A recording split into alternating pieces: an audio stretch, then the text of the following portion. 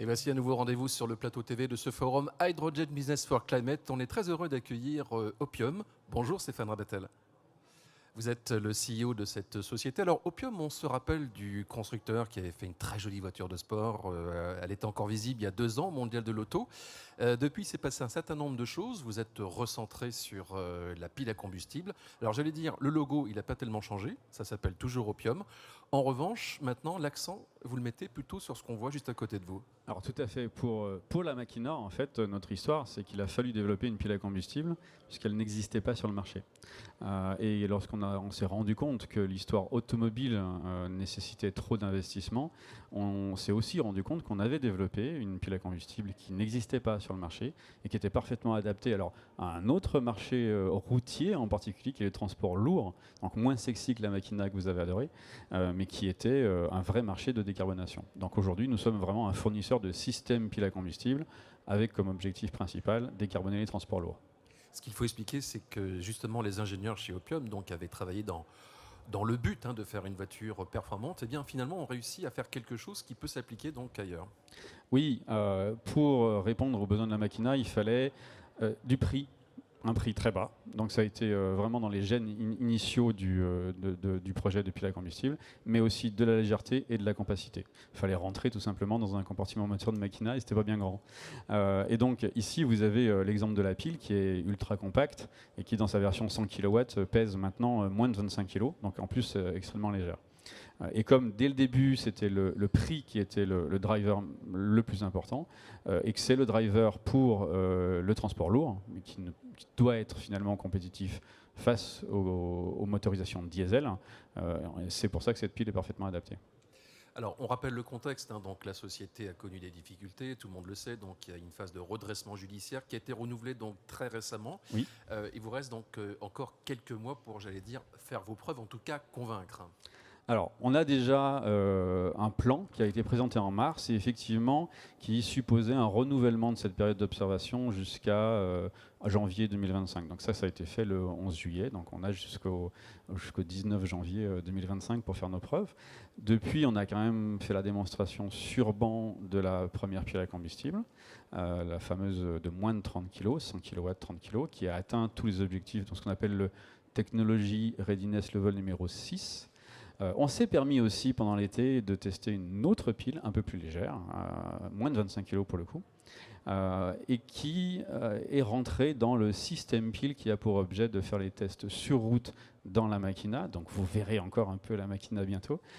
Ces tests sont prévus, on avait dit à l'automne, en fait ils sont prévus incessamment sous peu, puisque nous avons, il y a quelques jours, intégré l'ensemble système pile dans la voiture, appuyé sur le bouton on. Et ça a marché. Et ça a marché. Alors elle n'a pas encore roulé, mais c'est bien l'objet des essais sur piste. Voilà, le système pile 100 kW est intégré dans la Machina et il marche.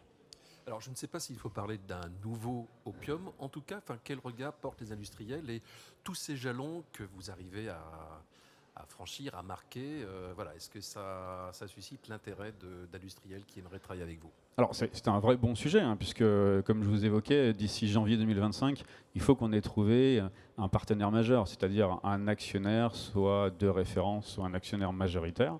Donc c'est le vrai sujet qui aujourd'hui occupe toutes mes journées. Et cette démonstration sur piste de TRL7 qui finalement montre qu'on a un objet industriel que l'on peut vendre dès 2025 dans cette version-là, sous forme de pré-série, et qu'il nous reste à faire ensuite la montée en cadence. Donc c'est l'objet de l'industrialisation, mais on a un objet que l'on peut photocopier et vendre pour les transports lourds, mais aussi pour d'autres marchés. Le transport lourd, la question du prix est majeure, mais pour les marchés comme le marin, comme l'aéronautique ou comme le stationnaire, la compacité et la légèreté sont aussi des questions clés. Et donc ces marchés de niche sont un chiffre d'affaires que l'on pourrait avoir dès 2025 en attendant le développement du marché du transport lourd. On a reçu sur ce plateau Inocel qui prépare un bateau de sport. Ouais. Vous aussi, vous avez des applications dans ce domaine? Alors, on a un contrat avec Catch Challenge. Catch Challenge, en fait, c'est le défi français de l'America's Cup. Et, alors, bien entendu, c'est de la voile, donc il n'y a pas de pile à combustible dans le bateau à voile. Mais les bateaux d'accompagnement, dans le règlement, doivent être à pile à combustible hydrogène. Et donc, le bateau d'accompagnement du défi français de l'America's Cup, l'été prochain, sera équipé d'une pile 200 kW donc Opium.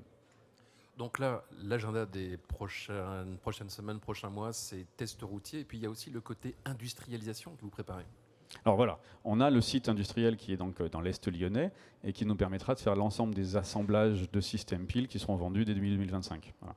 Donc dès que les tests routiers sont réalisés, c'est la phase de mise en place de l'ensemble des labos de test et de l'ensemble de la ligne d'assemblage pour nos futures piles. Et c'est dans ce site de Saint-Bonnet-de-Mur que sera assemblée la pile de K-Challenge. Alors on le sait, la société a connu des fortunes diverses. On peut dire que vous remontez la pente, que vous voyez un petit peu la lumière au bout du tunnel aujourd'hui. Là, aujourd'hui, on a un produit qui intéresse le marché et qui est industrialisable. Et on va faire les démonstrations dans quelques jours, comme je vous ai dit. Donc là, ça sera vraiment une étape franchie qui finalement déclenche le chiffre d'affaires. Voilà. Il nous reste quand même à trouver ce partenaire industriel majeur qui nous prendrait sous son aile et deviendrait notre actionnaire de référence. Dernier point peut-être pour finir, qu'est-ce que devient Olivier Lombard, qui est donc celui qui a fondé à la base Opium et qui s'intéresse toujours à ce qui s'y passe finalement? Alors un peu plus que ça, puisque c'est pas forcément un scoop, mais quand on a un pilote de ce niveau-là, pour conduire une machina, pour faire les essais sur piste, on s'en prive pas. Donc il est très présent depuis quelques semaines et c'est lui qui pilotera la voiture pour tous les essais.